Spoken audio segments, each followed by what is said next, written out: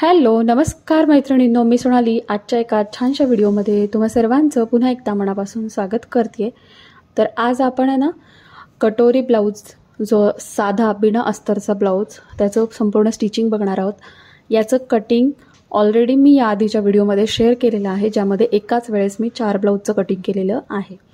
त्यातलाच हा एक साधा बिना अस्तरचा ब्लाउज आहे, जो आज आपण संपूर्ण स्टिच करून फिटिंग करणार आहोत। तर सर्वप्रथम बघा, इथे मी बॅक साइड, स्लीव्ज, त्यानंतर साइड पार्ट, कटोरी हे ऑलरेडी आपण कट करून घेतलं होतं। योकपट्टी फक्त डबल योकपट्टी कट नव्हती केली, म्हणजे 4 टोटल योकपट्टी लागतात आपल्याला जेव्हा आपण बिना अस्तरचा ब्लाउज शिवतो तेव्हा। कारण जे फिटिंग जर तुम्हाला परफेक्ट आणि छान सपोर्ट हवा असेल ब्रेस्टला, तर डबल योकपट्टी ही नेहमी वापरायची। त्यासाठी फॅब्रिक पण कस्टमरला जास्त द्यायला लावायचं। आता सर्वात आधी आपण योकपट्टीला बॉटमच्या बाजूने फिनिशिंग देऊन घेऊ। तर मी 2 योकपट्ट्या घेतल्यात, त्यातली सरळ बाजू जी आहे ती समोरासमोर ठेवायची एकमेकांच्या, म्हणजे आतमध्ये, आणि दोन्ही उलट्या बाजू बाहेर, आणि बॉटमला अर्धा इंच शिलाई मार्जिन कव्हर करून आपण टिप टाकून घेणार आहोत। दोन्हीला तसंच करणार आहोत।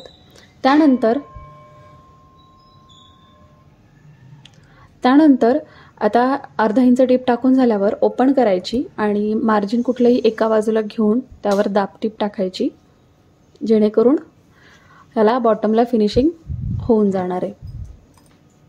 दोन्ही योकपट्ट्यांना मी फिनिशिंग करून घेतलं। आता बाही, तर बाहीची उंची जेवढी असेल त्यामध्ये आपण 1.5 इंच शिलाई मार्जिन एक्स्ट्रा घेतलेला आहे। 1 इंच बॉटमला, अर्धा इंच शोल्डरला जोडण्यासाठी आर्महोलला। तर तुमचं जे काही असेल त्या पद्धतीनं तुम्ही करू शकता। मी आता बॉटमला अशा पद्धतीने जोडणार आहे की 5.5 इंच माझी उंची राहिली पाहिजे आणि त्यात अर्धा इंच शिलाई मार्जिन राहिलं पाहिजे। तर मी पहिल्यांदा पाव इंच एक दुमड देणार आहे आणि टिप टाकून घेणार आहे। सेम लगेचच मी दुसरी बाही घेते, कारण आपण फास्टमध्ये कसं शिवायचं ते पण पाहतोय।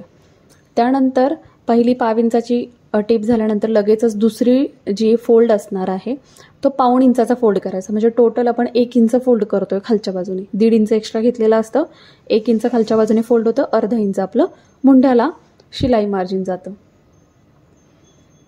तर अशा प्रकारे मी ह्याला सुद्धा स्टिच टाकून घेतलेली आहे। दोन्ही बाही आपल्या तयार झालेल्या आहेत। आता कटोरीला अगोदर आपण टक्स करून घेणार आहोत। लेफ्ट आणि राईट समोरासमोर ठेवून घेतल्यात, ओके, आणि सरळ बाजू वरती आहे, त्याच्यामुळे टक्स हा आतल्या बाजूला गेला पाहिजे। तर एक कटोरी घेऊन तिला मी मध्यात फोल्ड केली आहे आणि टक्सची रुंदी जी आहे ती 1.5 इंच आणि उंची 2.25 इंच घ्यायची, कारण आपल्या ब्लाऊजची पूर्ण उंची 14 आहे आणि योकपट्टीसुद्धा आपण कमी घेतलेली आहे, ओके। याचं माप 42 इंच आहे, तर उंची कमी घेतली तरी चालते। छोटं माप असेल तर तुम्ही उंची जास्त घ्या, 3 इंच, 3.25 इंच वगैरे। तर यामध्ये मी 2.25 इंच उंची घेतलेली आहे। टक्स टाकून घेतला, टक्सला नेहमी डबल टिप टाकायची आणि आतमध्ये जे काही एक्स्ट्रा मार्जिन राहतं टक्सचं ते फोल्ड करून त्यावर एक टिप टाकायची। अशा प्रकारे माझी एक कटोरी तयार झालेली आहे। सेम आता मी दुसरी कटोरी फोल्ड करून घेतली, 1.5 इंच रुंदी आणि 2.25 इंच उंचीवरती मार्क केलेला आहे, आणि आता ह्याला सुद्धा टक्स टाकून आतला टक्स जो आहे तो दुमडून घेतला। कटोरी सुद्धा तयार झाली आहे। आता साइड पार्ट घेतला की जो आपण कटोरीच्या लेफ्ट आणि राईट साईडला ठेवून द्यायचा। सरळ भाग वरती आले पाहिजेत अशा प्रकारे। तर मी हा एक पार्ट काढला, तो लेफ्टला ठेवला, एक राईटला ठेवला। आता कटोरीचा साइड पार्ट आपल्याला जोडायचा आहे। तर सरळ भागावरती सरळ भाग ठेवून आपल्याला कटोरी जी आहे ती 1/2 इंच मार्जिन, म्हणजे अर्धा इंच मार्जिन कव्हर करून ती पुरेपूर बसवण्याचा प्रयत्न करायचा।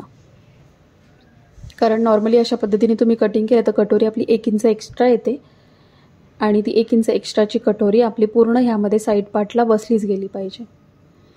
एक पार्ट मी खालच्या बाजूने जोडते आणि दुसऱ्या बाजूचा पार्ट मी गळ्याच्या बाजूने जोडते। लगेचच याला डबल टिप टाकून घ्यायची, जेणेकरून आपल्याला परत तेच टिप टाकावी लागत नाही।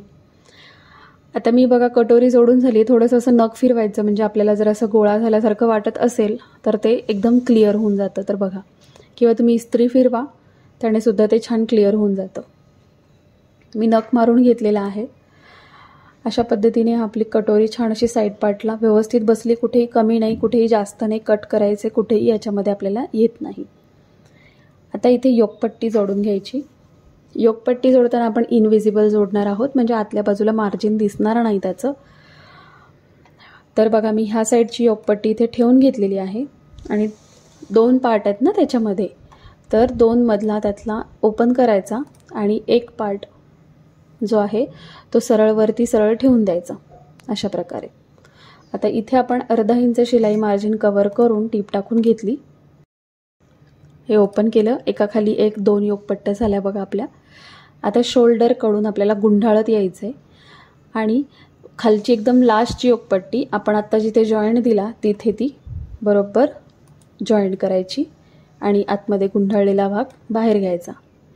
आता योकपट्टी कशी जोडायची याचा सुद्धा मी सेपरेट व्हिडिओ शेअर केलेला आहे. तुम्ही बघितला नसेल तर नक्की जाऊन चेक करा.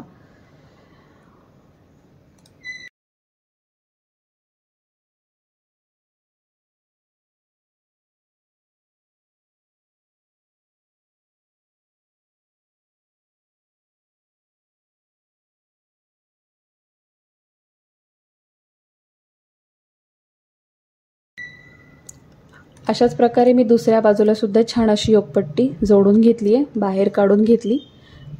तर बघा किती सुंदर असा हा पार्ट पूर्ण तयार झालेला आहे आपला.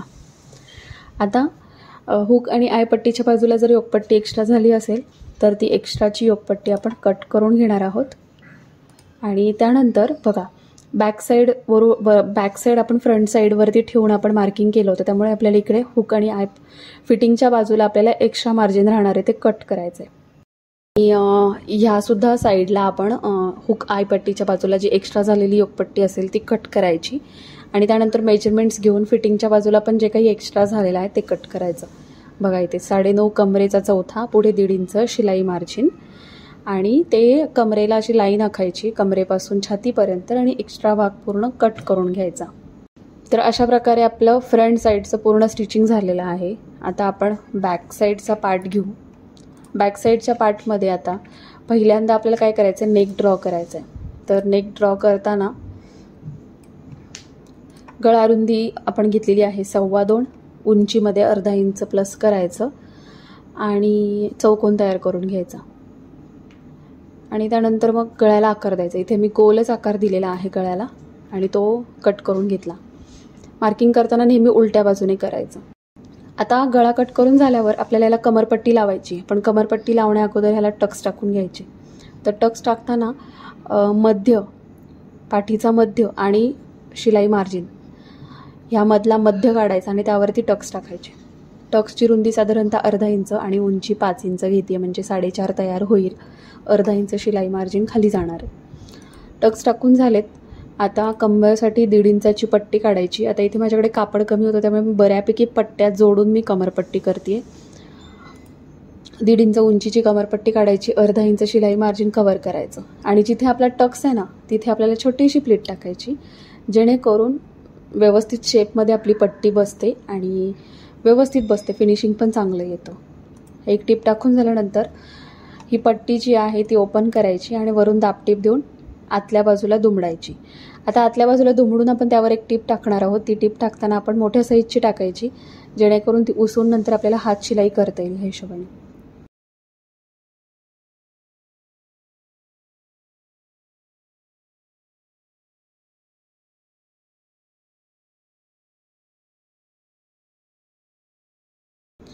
आता बॅक पार्ट तयार झाला आहे. आता यावरती फ्रंट पार्ट ठेवायचा, सरळ आणि शोल्डर जोडून घ्यायचे. आता नेहमी मी शोल्डर जोडताना हेच सांगते की गळ्याची बाजू इक्वल ठेवा. मुंड्याच्या बाजूला एक्स्ट्रा झालं तर ते आपण कट करू शकतो. तर गळ्याची बाजू इक्वल ठेवली दोन्ही भागाची, फ्रंट आणि बॅकची, आणि अर्धा इंच मार्जिन कव्हर करून मी टीप टाकली. डबल टीप टाकायला बिलकुल विसरायचं नाही शोल्डरला, कारण साधा ब्लाऊज असतो. साध्या ब्लाऊजला प्रत्येक ठिकाणी डबल टीप टाकायची. अशा प्रकारे झालं आहे. आता हुक आय पट्टी तयार करूयात. इथे सुद्धा मला फॅब्रिक कमी पडलं, जॉईंट दिलेला आहे आणि हुक पट्टी तयार केली. त्यानंतर आय पट्टीसाठी आपण जे बॅक पार्टमधून जी डबल फोल्ड पट्टी निघते ना, तीच नेहमी आयसाठी वापरायची. म्हणजे जो आयचा पार्ट आहे ना, तो खूप छान आणि व्यवस्थित निघतो आणि एक्स्ट्रा आपल्याला फॅब्रिक तिथेच लागतं.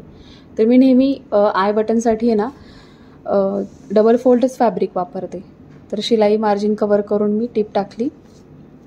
नेहमी खालच्या बाजूला आपल्याला फिनिशिंग द्यायचं. आता इथे वरती आपण पायपिंग करणार आहोत, त्यामुळे खालच्या बाजूला फिनिशिंग देऊन घ्यायचं. आता हे मी आतल्या बाजूला व्यवस्थित आतल्या बाजूला पट्टी लावलेली आहे, बाहेरच्या बाजूला फोल्ड केली. आता इकडे मशीनची आय बनवणार आहे, त्यामुळे मी तेवढं फॅब्रिक सोडून टिप टाकून घेतली. आता पट्टी जी आहे ती आपली इक्वल झाली की नाही ते चेक करायचं. आणि गळा आपण पुढच्या बाजूचा थोडासा कमी झाला होता, मे बी कटिंगमध्ये झाला असेल, तर तो मी एक्स्ट्राचा कट केला. हुक आय पट्टी एकदम मी व्यवस्थित इक्वल करून घेतली. आता आपल्याला ह्याला गळापट्टी जोडून घ्यायची आहे. तुम्ही गळापट्टी जरी जोडायची असेल किंवा पायपिंग करायची असेल तरी सेम पद्धत वापरायची. मी इथे पायपिंग करते आहे. त्यासाठी आपल्याला क्रॉस पट्ट्या काढायच्यात, आडव्या तिरक्या. याचासुद्धा पायपिंग करण्याचा प्रॉपर सेपरेट व्हिडिओ आहे, तो सुद्धा मी लिंकमध्ये देईल किंवा कम्युनिटी पेजला अपडेट करेल. त्या क्रॉस पट्ट्या जोडताना सुद्धा क्रॉसच जोडायच्यात. आणि जोडून झाल्यानंतर जेवढ्या हव्यात तेवढ्या घ्यायच्या आपल्याला आणि त्याची एक साईड आपल्याला फोल्ड करून घ्यायची. बघा, 1/2 इंच मी 1 इंच रुंदीच्या काढलेल्या आहेत, तर अर्धा किंवा पाव इंच तुम्ही फोल्ड करून त्याला टिप टाकून घ्या पूर्ण एक साईडने.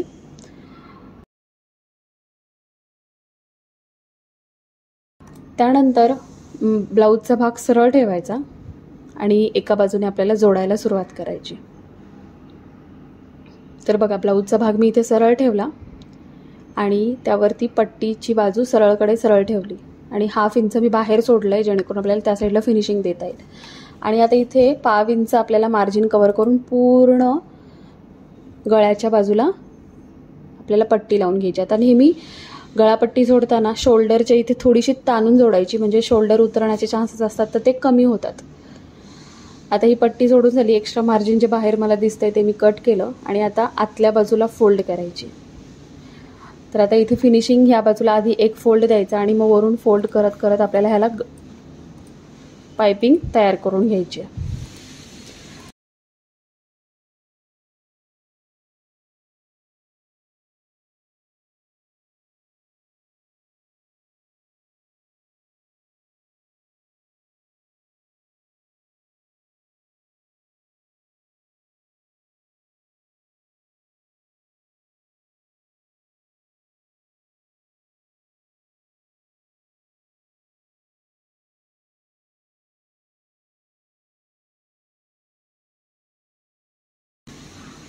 आता ही पायपिंग पूर्ण झाल्यानंतर आपण अटॅच करणार आहोत स्लीव्ज. खूप पटकन होतो, उलट अस्तरच्या ब्लाऊजला वेळ लागतो, साधा ब्लाऊज खूप पटकन होतो, अजिबात वेळ नाही लागत. साधारणतः 20 ते 25 मिनिटांमध्ये माझा ब्लाऊज स्टिच करून होतो.